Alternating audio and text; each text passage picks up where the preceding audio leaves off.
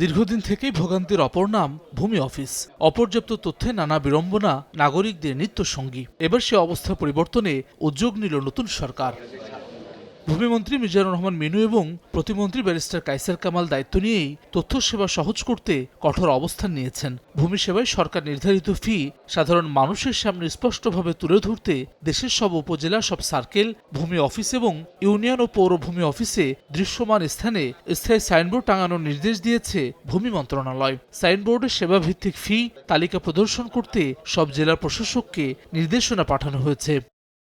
বৃহস্পতিবার ভূমি মন্ত্রণালয়ের এক সংবাদ বিজ্ঞপ্তিতে এ তথ্য জানানো হয়েছে। মন্ত্রণালয় জানিয়েছে, নির্ধারিত ফি সম্পর্কে স্বচ্ছতা নিশ্চিত ও ভোগান্তি কমাতে এ উদ্যোগ নেওয়া হয়েছে।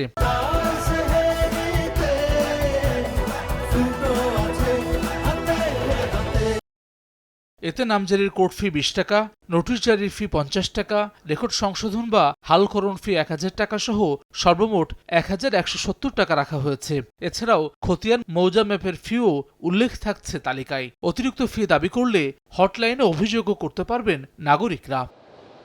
হাসান ওয়ালি, সময় সংবাদ, ঢাকা।